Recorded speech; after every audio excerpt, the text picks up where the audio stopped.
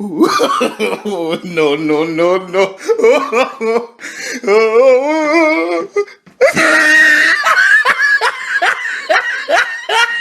Here we go again. Howdy, folks. How y'all doing? All having a good day? Hope you all are. Hopefully I'm not about to ruin it, but let's talk about Helldivers 2. So over on the Twit-Tats, reported by Grums, at Grums here, he reports, Helldivers 2 was a PSYOP. CEO says game manipulates players into being fascists. United Nations asked them to give a talk. If you start wearing the same uniform as everybody else and do salutes constantly, you might be in a totalitarian regime. I have some things to say about that.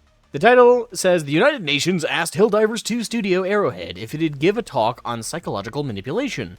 Could we brainwash an entire community to fight for a fascist state? Would we be okay with that? Turns out, yeah. Players' eagerness to fight for Super Earth begs the question, are we the baddies? Okay, so I'm not surprised at all by this, especially since the community managers have been woke nutjobs since this game came out, and Arrowhead never did anything whatsoever to try and oust them or get rid of the troublemakers. If anything, defended them and concretely reinforced their position amongst the community and keeping them there. That always told me that there was at least an element of wokeness or that level of mind virus that was in the studio of Arrowhead. It had to be to an extent, because there was no way that they were supporting such horrible people as their community managers otherwise. Like, it just didn't make any sense. I didn't and don't really have any hope that the gamers around Helldivers 2 or the community around Helldivers 2 are going to stand up for themselves. I was impressed and surprised by those who did for the PlayStation Network thing, but you were never going to get such a unifying controversy again, especially in the lines of the culture war stuff. Like with the PSN thing and forcing players to make an account via PlayStation Network, that is a more universal issue that unites all fronts, because it's not a political thing, as much as it is just a shitty, greedy company thing. And of course, that is going to unify an entire play base. But something like this, or something like the woke moderators and managers, community managers, no, I never had a hope in hell that that was going to galvanize the troops, if you will, and I don't think this report is going to do so. I know I'm going to get some dislikes for this for my own community and for the people who normally like my takes and stuff, but you guys presumably come to me because you want my opinion and my takes, and you want me to be honest about those. So I'm going to be perfectly straight with you. Everything we're about to talk about here with this article stuff that Grums is reporting on, I have zero faith that the community around Helldivers 2 are actually going to hold Pilstead and Arrowhead Studios accountable. I would be surprised if even 10% of the player base stop playing over this. If I am wrong and more than that drop off, awesome, cool. I just don't see it. I just don't see it. I don't see people having that level of integrity or self-value. Gamers nowadays, it takes a lot to get us to galvanize and push back against something, and oftentimes, if something is just subtle enough to not overtly push stuff in your face, people will eat it up and even defend it. So I'm a bit black-pilled on that level. I don't think that this is going to result in anything. That being said, I still want to talk about it. Still want to talk about the reporting. And interestingly enough, Pilstead, I don't know if his name is, responded to Grum's reporting here. We're going to get to that. But let's finish reading these snapshots. All right, so I'm going to read this whole screenshot as opposed to just the underlined stuff. So just so we have like the full context of at least of this image. If you've played Helldivers 2 for more than about 15 seconds, you're probably well acquainted with the game's dry sense of humor, a la Starship Troopers. The game sees players dying in droves as disposable soldiers in the name of a theoretical democratic utopia. Not that they'd ever see it, as they're all too busy getting torn apart by giant bugs and landing supply drops on each other's heads. In a talk at 2025's Game Developers Conference titled Helldivers 2, Capturing Lightning in a Bottle, Arrowhead CEO Johan Pilestead, or Pilstead, still don't know how to pronounce that last name, Pilestead reiterated for anyone out of the loop that yes, the game is meant to be ironic, and the fight for Super Earth was always meant to paint players as dispensable henchmen. I mean, admittedly, yeah, there is truth to that. The game has always been very tongue-in-cheek about the politics of the setting. You know, Helldivers are a disposable force. They are the elite force. They are not like your bog standard soldiers, but even within the setting, they are still an expendable force. An elite force, but an expendable one. They are sent to be the forefront fight against the given threats between the Illuminid, the Terminids. I always want to call them Tyranids, and they're based on Tyranids, but the Terminids or the bugs, and of course you have the robots. You know, we have each of those threats that we go up against, and we are dying in droves. That is the theme of the game. Is like everyone who dies, you're constantly being replaced by another Helldiver right behind you, and you're just an expendable shock troop wave pushing back against constant threats to Super Earth. Arrowhead CEO Johan Pilstadt reiterated for anyone out of the loop that yes, the game is meant to be ironic, and the fight for Super Earth was always meant to paint players as dispensable henchmen. What is Helldivers 2 fundamentally? It would probably be fun to play a co-op action shooter where you are put in the shoes of the evil side grunts of pop culture. How many seconds would you be able to survive? Of course, you might start to wonder how fun it'll actually be once you consider the implications of dressing players up in fascist uniforms.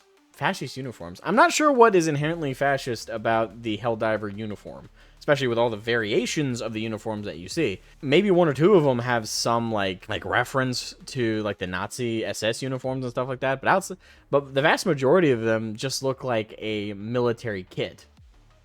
Like there's nothing about them that screams fascism necessarily. So I find that interesting of a comment, because that's just not true. Dressing players up in fascist uniforms and calling them to arms under the banner of an imperial state to die, and die again in the name of democracy. And this is a quote from Pilstead. We ask ourselves, could we brainwash an entire community to fight for a fascist state? Would they? Would we be okay with that? Turns out, yeah, actually. All right, so this is like the first big quote I'm gonna like smack against, because that's retarded. Like that quote is retarded. Now, I'm kind of hopeful that Pilstead has a proper response to that, of what he said. Maybe it was misquoted, maybe it was a translation issue. We asked ourselves, could we brainwash the entire community to fight for a fascist state? Would they? The implication of that particular quote leaves something to be desired, because it implies that this was some kind of social experiment, or that there was options. If you played the game, you fought for Super Earth, which you are calling a fascist state. There's no choice there. The choice was play your game or not play your game. So, like, it's not, there was the implication like it was some kind of like social experiment or something like that, or like oh, we convinced them to play. Well, no. What convinced players to play for and fight for Super Earth was there was no other option. Like, your option was play or don't play. You didn't give us the option to play as the Illuminid. You didn't give us the option to play as automatons. You didn't give us the option to play as the Terminids. You didn't give us the option to play as Helldivers fighting for those factions, or even fighting for a second faction alternative to Super Earth. One that's more democratic, or more of a republic, or whatever non-fascist faction you would like to introduce. You didn't give us a choice. It was play game and play for the fascist group, or don't play game. You didn't convince anybody to do anything. And secondly, it's a video game. It's fiction. Like, you didn't convince anybody to fight for a fascist regime. You convinced everybody to fight for a pixel in a video game. Congratulations. That's not impressive. Like, at all. And like the implication of that comment, it's just pathetic. And also kind of a little bit of self-aggrandizing energy into it. Because like, oh, well, we convinced an entire community to fight for a fascist state. No, you didn't. You gave people a video game, and they played your video game because they didn't have anything else they wanted to play. And admittedly, you made a very fun gameplay loop. The rest is just memes. The rest is just jokes. Like, if Super Earth were real in this fashion as exactly they're portrayed in the game, no, the player base would not in droves fight for them. Again, it's memes, it's jokes. And y'all pretended to understand those jokes and understand those memes because y'all shared them as well. So, again, I really hope this quote is a massive misquote or a mistranslation. Because otherwise, it is the most retarded comment I think I have ever read from a game developer. Especially one that, at one time, showcased that they understood how the community felt and like, experienced the game. with the memery and everything. And this is the last of the screenshot shared in Grum's post here. Actually, we got a message from the UN asking if we want to talk in some form about psychological defense against manipulation, added Pilstead, whatever the fuck.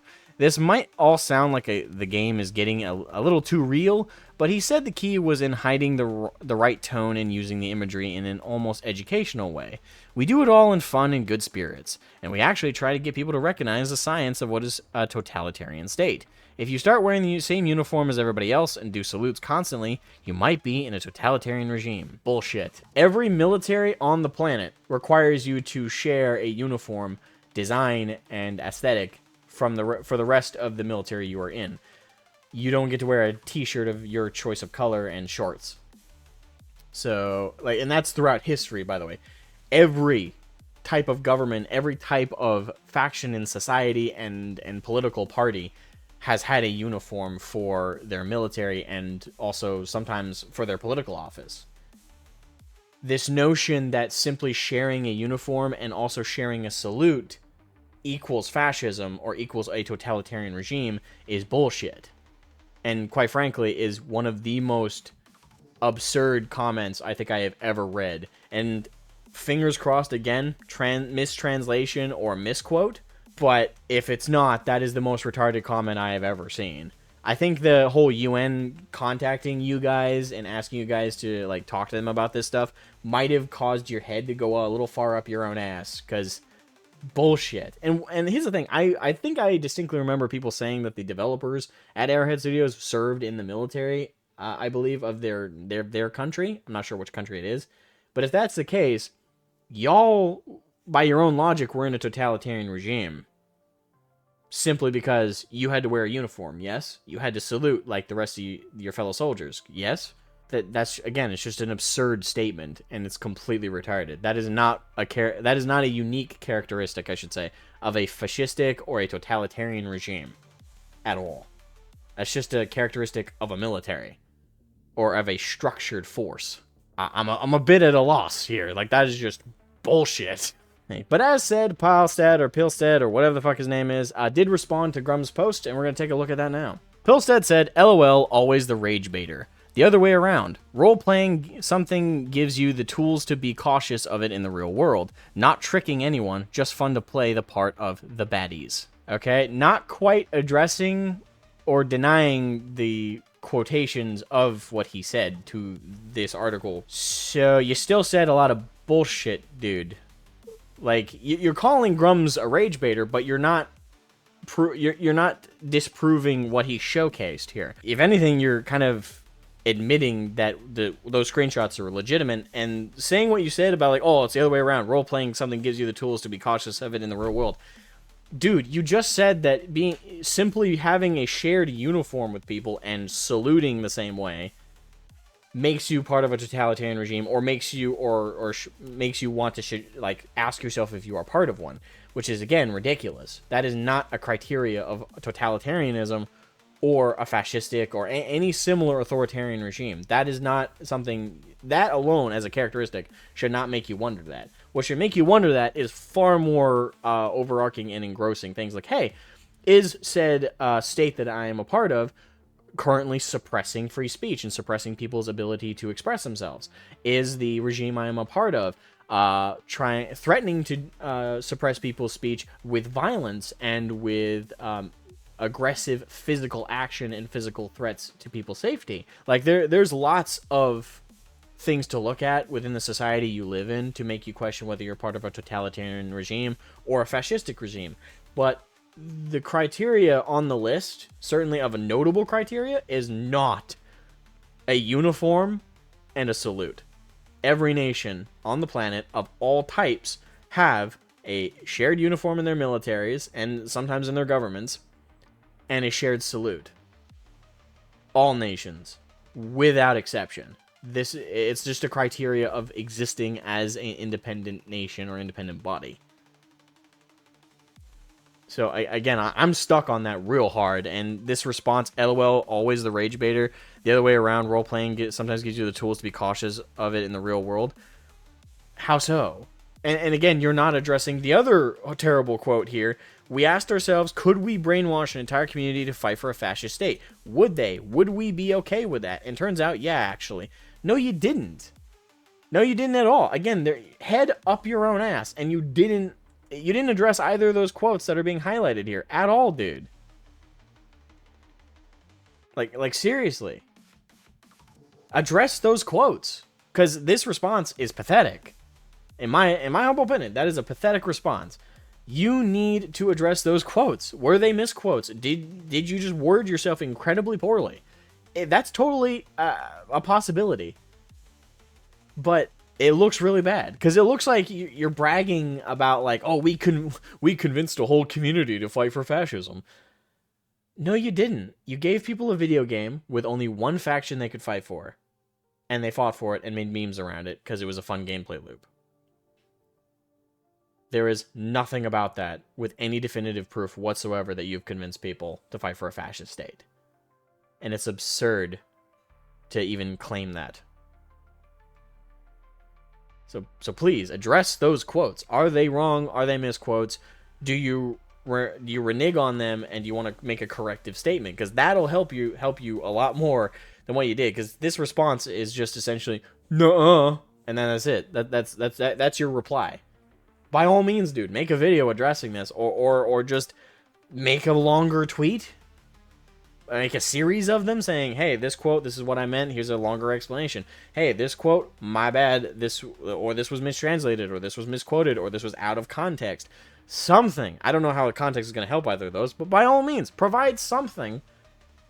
Because right now, it looks like you have your head up your own ass, and you're aggrandizing yourself, and you've actually convinced yourself that via your game, where, again, there's only one faction choice to play for, you've somehow convinced people of anything. You've convinced people of nothing. You've provided people an avenue to play a video game with a very repetitive gameplay loop. A fun one, admittedly, but a repetitive gameplay loop over and over again for one faction. And there are no alternatives. What am I missing? By all means, you got an argument, present it. But as far as I'm concerned, I'm not missing a damn thing. So yeah, I don't know. I'm not going to sit here and call for a boycott of Helldivers 2. And again, like I said earlier, I'm pretty black-pilled on that. I will, even if I and like a bunch of other people reporting on this were to call for it, right? Would it happen? No. Like, people who play Helldivers 2, who enjoy that gameplay loop, are going to play it and keep playing it forever. But as an amorphous mass of like gamers, people who play video games, most don't care.